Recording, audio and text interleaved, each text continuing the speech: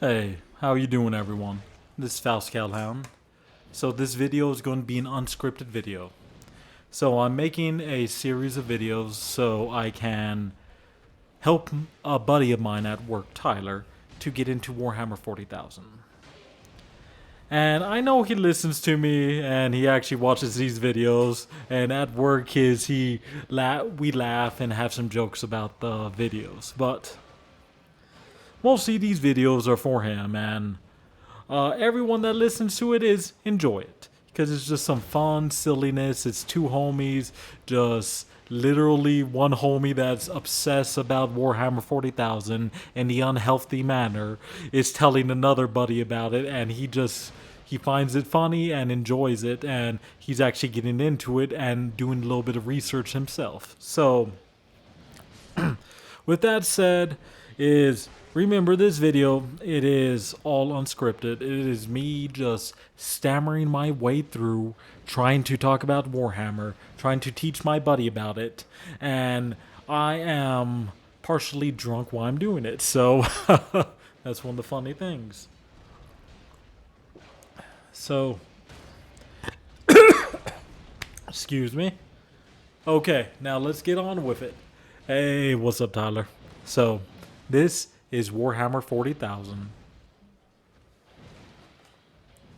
I'm going to be talking about one of my favorite factions in the game. So, it is part of the Imperium of Man, but it is called the Astra Militarum, which is kind of a hard name to say, very unique. Or the easier way to say it is the Imperial Guard. So, it is the army of regular humans who are in the Warhammer 40,000 craziness, horrible universe that no one would ever want to live. And they're having to fight aliens, mutants, and horrors of nightmares on a daily basis. And you might think the Space Marines lore and story is pretty in-depth, but... And then with how the lore talks about it is like there's Space Marines everywhere. The fact is, there was probably about 1 million Space Marines total. I'm talking about like probably both Chaos and Imperial side. There's probably about a total of 1 million Space Marines total, which is not a lot. When you consider that the Imperium of Man is a galactic-wide empire that has millions of planets that is that is under their control, and we're talking about a vastness of space that is probably several thousand light years. So 1 million Space Marines is not a lot. So because of that, sorry, just need to take a drink of water. Yeah, I'm not drinking my tea right now because I ended up drinking a whole bunch of it before I even started the video. So I'm a little bit, yeah. So I'm not getting more drunk as I'm watching the video or talking about the video. I'm roughly getting more sober as I talk about the lore and throughout the video. Now I'm thinking I said it a very weird way, but you understand what I'm saying, homie. Okay. Now, back to the guard. So, with how big the universe is, or not the universe, the galaxy. So the galaxy, just big, thousands of light years, hundreds of light years across. I don't know how big the galaxy is. I have not researched that. But even through the warp, it will take time to get from one place to the other. So, what resource can we use to fight against all the different horrors of the universe is your population, your humans, your regular humans that are the main, what's that called, population of the Imperium of Man. So that is Imperial Guard. In the lore, some lore makes Imperial Guard seems like they die in droves and they're so easily taken out, and the Space Marines have to come and save them because they're all perfect and beautiful and blue. Fucking worthless Ultramarines, I hate them. And fucking worthless Space Wolf fans. So yeah. Okay, hold on. Let me drink some water.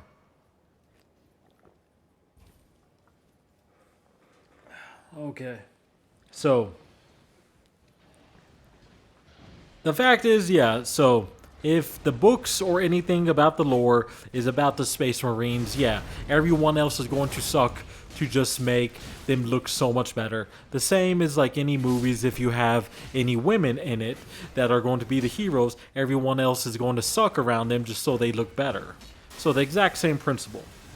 But in actually any kind of lore, anything that is dealing with Imperial Guard, is that they are not walking water balloons that get popped, that die if they trip over a rock or stub their toes.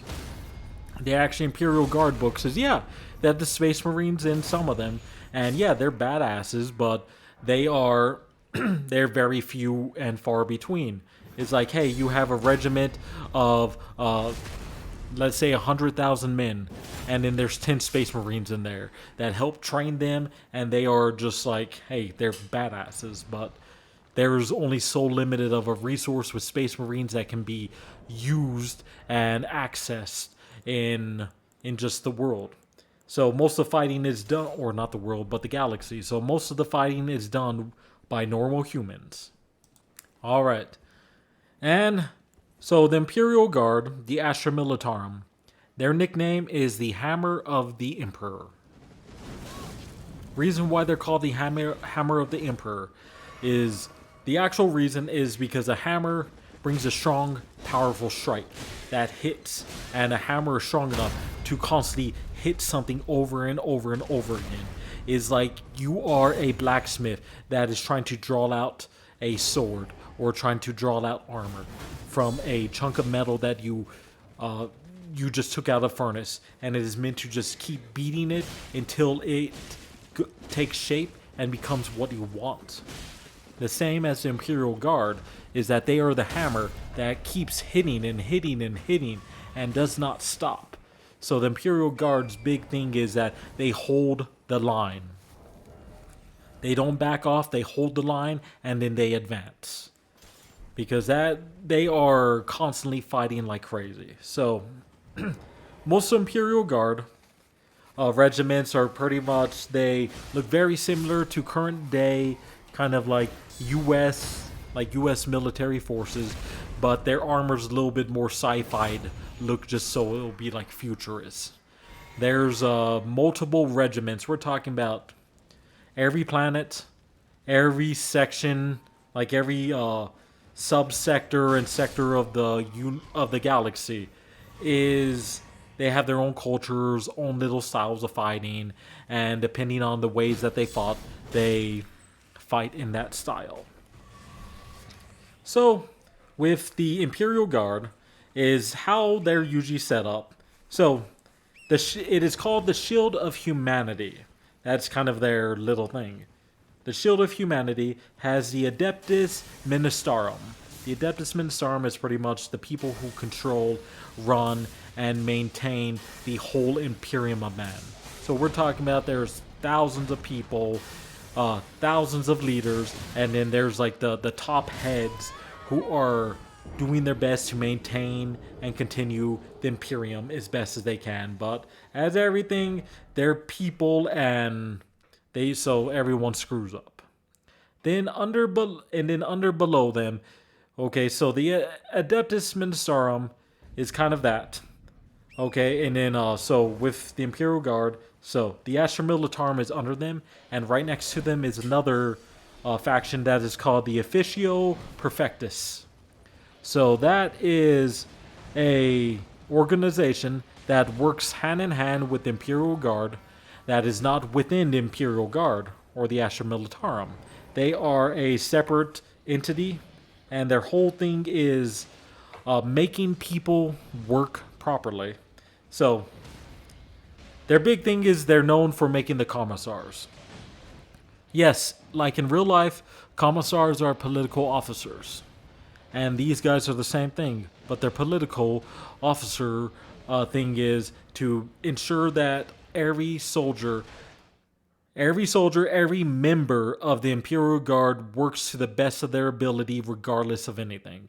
And these guys are like, they're like top of the top people. Is you see someone who's like a super strong, super powerful person that has done everything that they can, super skilled, and they are brought into the officio perfectus to become a commissar, so they can be trained, taught, and learn how to inspire people, and since they're already badass fighters and all this stuff is that or badass soldiers, they don't have to worry about being trained that well on being soldiers because they're already kick-ass soldiers. So they focus more on like how to lead people, how to inspire people, and then what to do. And with Imperial or with the commissars, one of their big things that they're known for is their summary executions.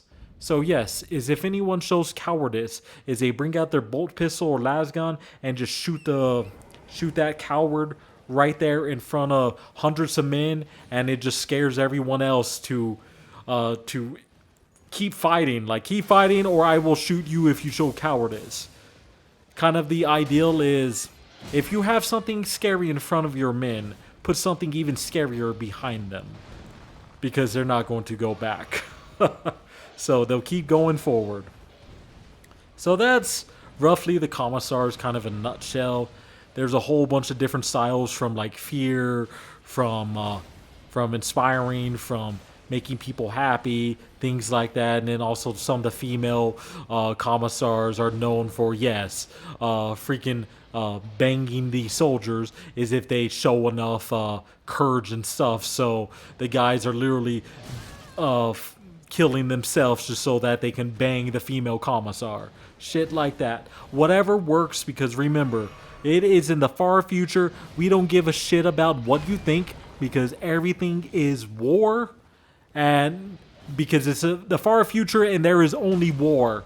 I don't care about your fucking gender. I don't care about your ideology, because guess what? Those fuckers are going to kill us. You can fight them, or I can shoot you in the head and then I will fight them. So yeah, they don't give a shit about any of your stupid politics that people have nowadays. Okay, so those two are kind of in the same level. Then below the Astra Militarum, pretty much what the Astra Militarum whole controls is the Militarum Vittorum. So it's pretty much the department who has all the vehicles.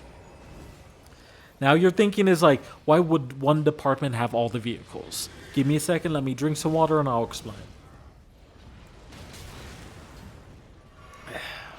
The Horus Heresy. That is why. You remember the Horus Heresy, I've talked about it every video.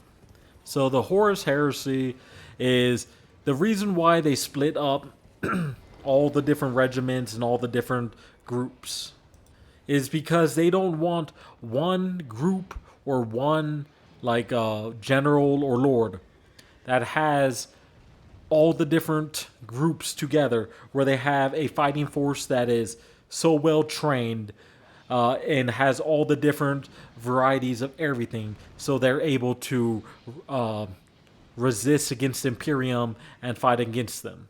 So the whole point of it is to prevent any more people turning traitorous. While people still turn traitorous, groups still do that, but it has actually, it's pretty good. It actually serves its purpose. So one group has like all the vehicles, like the tanks, the transporters, things like that. Okay, and then you have the Militarum Ordinance Us. So yeah, pretty much all the vehicles that are ordnance, and then or like the ordnance vehicles. So like missiles, like missile shooters. You know what I'm talking about. Like artillery cannons, bombs, things like that. So they're the guys who make those, like the ordnance that causes the big damage, the big weaponry. Then you have the Militarum. Okay, this one I can never say it. It's Auxilia. So it's just pretty much the reserve units, reserve soldiers. Like there's soldiers you can use. Then you have the Militarum Tempestus. So anyone who actually plays the games, they recognize that name, the Militarum Tempestus. So these guys are... There's a school that is called the Scholium Perfectus or something like that. So it is part of the Officio Perfectus. What they do is that they get the soldiers, or not the soldiers, the children of any officers that have died, and the children are now orphans, and they go to this school. So the school pretty much, the school teaches them how to become a soldier, how to become a leader. So everyone learns how to be a leader. Everyone learns the faith of the Imperial cult. Everyone becomes like, hey, this is what I do. And they become good soldiers. They fight. They're trained. And they actually become really, really good soldiers. So a lot of the time, the females, like any of the girls that are taken in that school, they're trained in everything. They usually go off to the Astra, the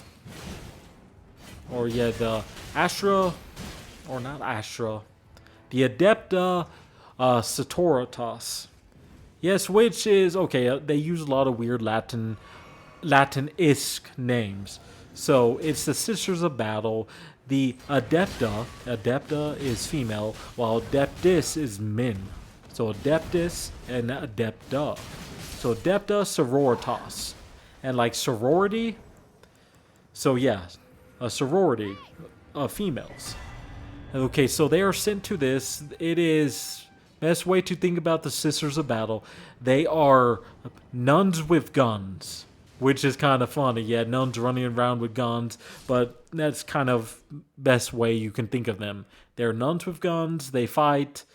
They're super religious. So a lot of the females is when they're old enough, when their training's done, they're sent there. Some of them is like if their faith is not strong enough. For the sisters, is that they just go to the Tempestus. So the Tempestus are literally children that are trained from any age all the way to being adult and finishing their training. So they are highly trained soldiers that are trained since childhood to become soldiers, understanding stuff, understanding high level operations, stealth, techniques, everything you could think of trying to make the perfect soldier. That is the Tempest. That's the Militarum Tempestus for you.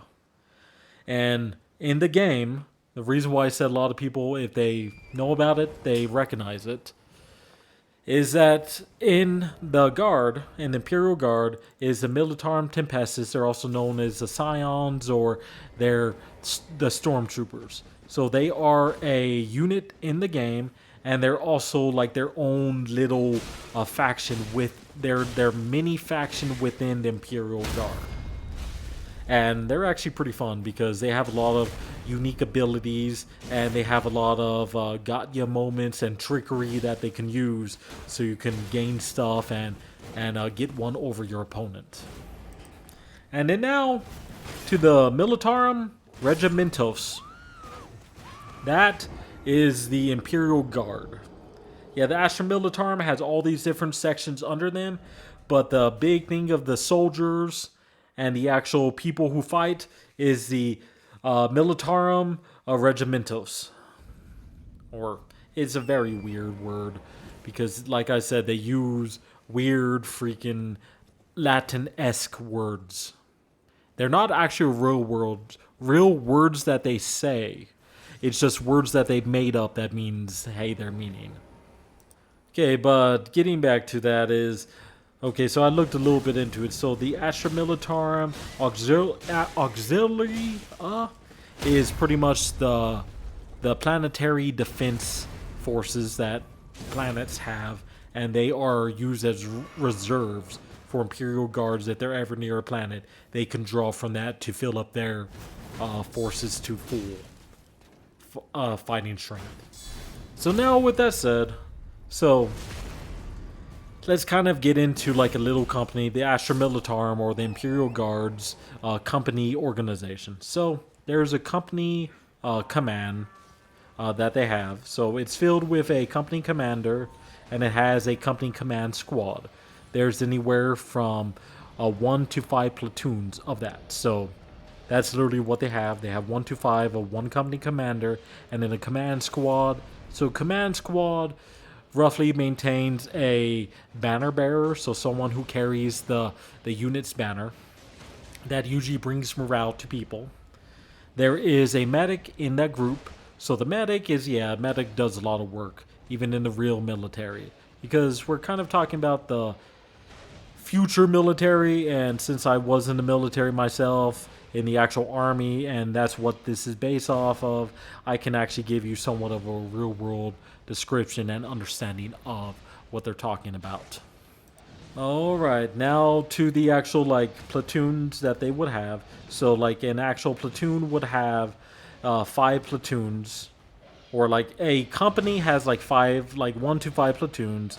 There's the company, like the company command, which has a company commander and the squad to be with them. Then you have the actual platoons. They're broken down like this, so that the platoon would have anywhere from 1 to 5 transport vehicles. So the vehicles that they use mostly are the chimeras. So the chimeras, yes, it is named after the mythical creature chimera. But what it is a vehicle that can fit anywhere from 10 to 20 men within the vehicle. And the vehicle does have a turret on top, like a turret gun.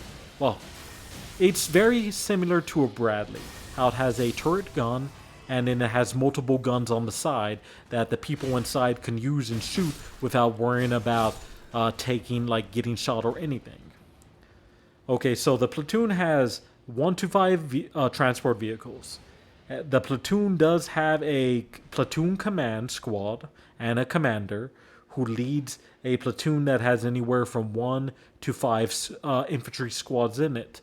The infantry squads are around, they're pretty much 5 to 10 men per every squad, but the average is 10 men. And then with every platoon, so that's just the infantry squads, so like 1 to 5 infantry squads that they would have. But let's just go off the basics and how the book describes it. So a platoon would have 1 to 5 actual chimeras, and then they would have 1 platoon commander and 1 platoon command squad to be there with the commander. Then they would have 5 infantry squads. Those are actual Imperial Guardsmen that have been trained and went through their training and are actually in a real unit. Okay? And then a unit would have up to 3 special weapon squads. So special weapons are like the plasma gun, very powerful weapon, but very dangerous to use.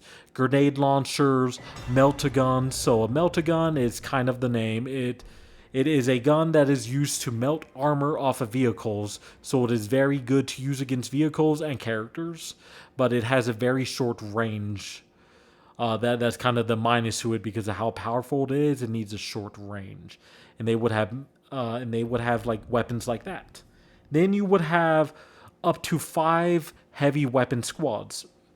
So the heavy weapon squads, they would have a heavy bolter, like I told you about. It's like the bolter, but a machine gun version of it. You would have the las cannon.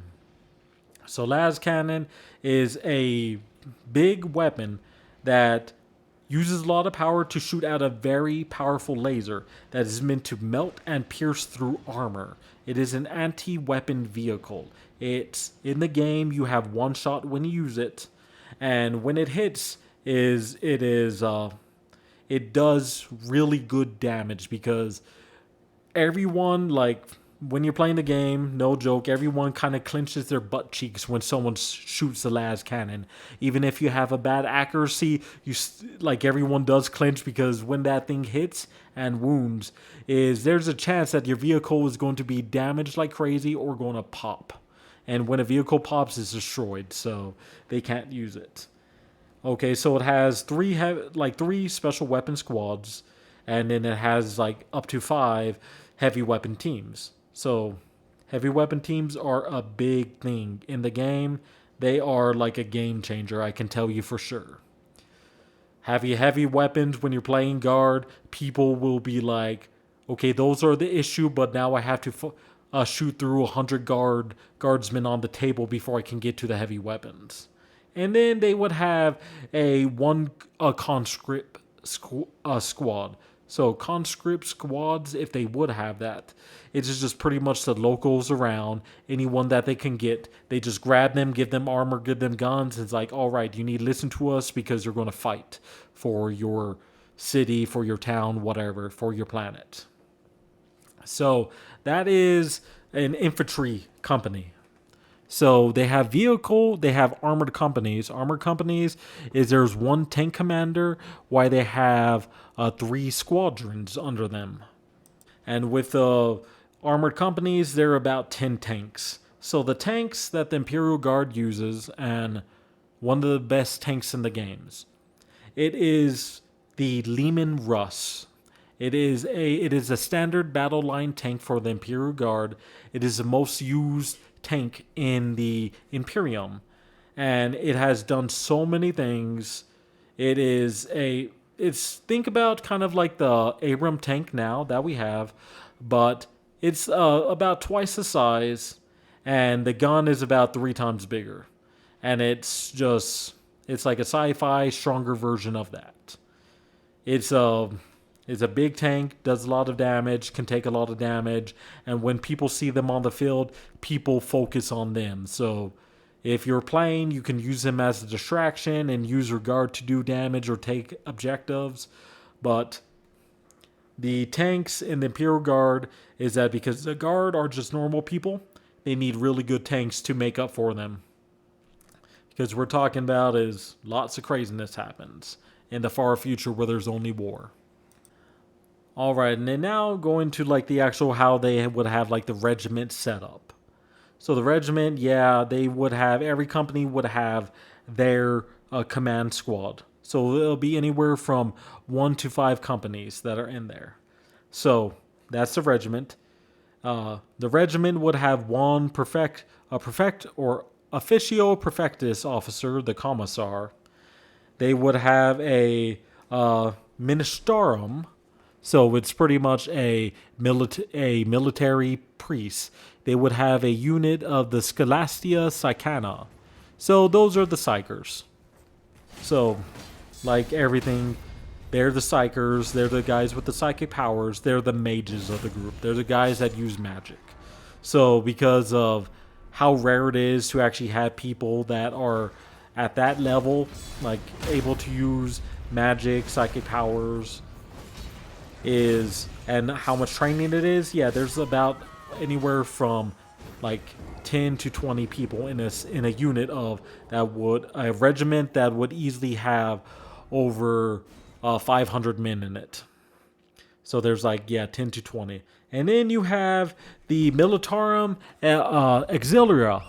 So, yeah, like I said, it is the planetary defenses and then it's other people.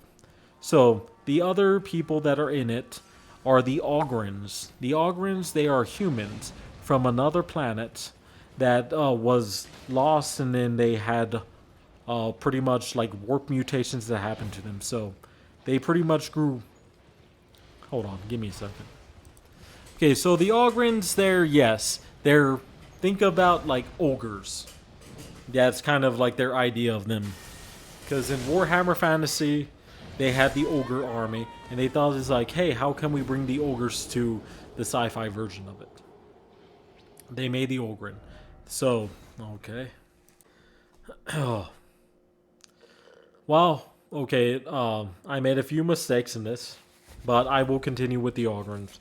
So the Ogrins, they are just really big humans. We're talking about, they are about like 12 feet, like 10 to 12 feet tall. They're from a planet that has a higher gravity, so their bone structure and their body are just so much bigger and thicker and stronger. So they are really big, really strong, and they are used as like pretty much walls or just like like attack forces and things like that. So one of the funny thing, okay, so with a regiment, okay, would have like 3 Ogren squads, and each one of them would have a commissar leading them. Because the Ogrins, their brains are small, so best way to think about them, think about you're dealing with a 3-year-old child that has a massive 12-foot tall body and with the strength to flip over a tank with one arm. So yeah, they're really big, really strong, and they give them weapons that they can use. Yeah, they can shoot with them, but they're mostly used as clubs.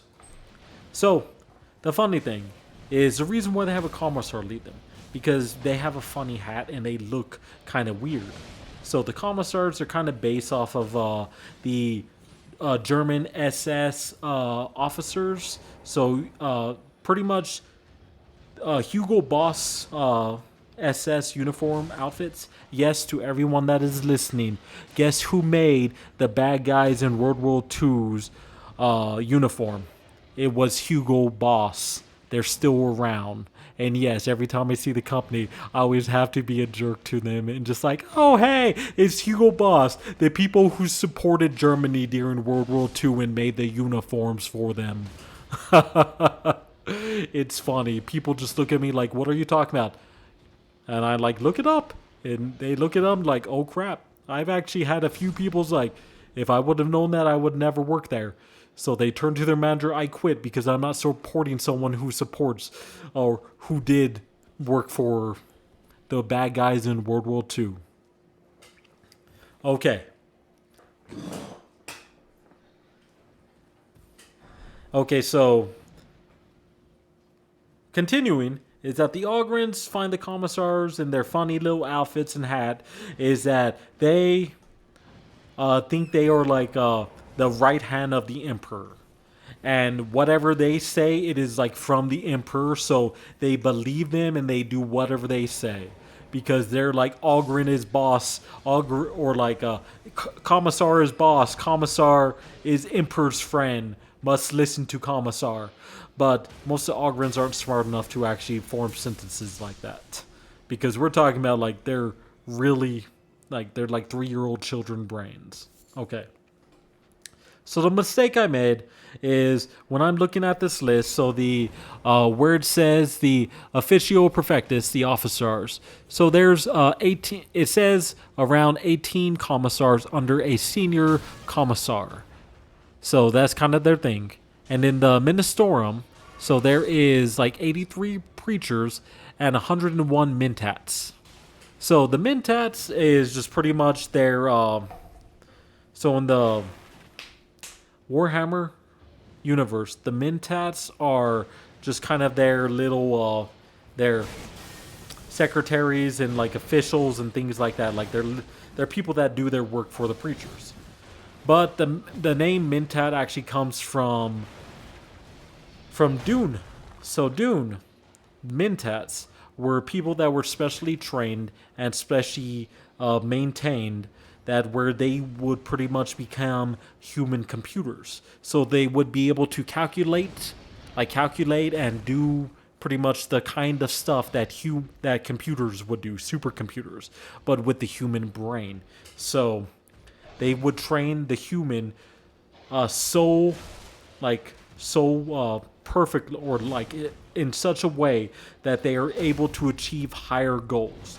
And that's kind of like Dune's little thing, was that they had the Butlerian Jihad, where they got rid of all machines that would simulate the human mind or any thinking machines.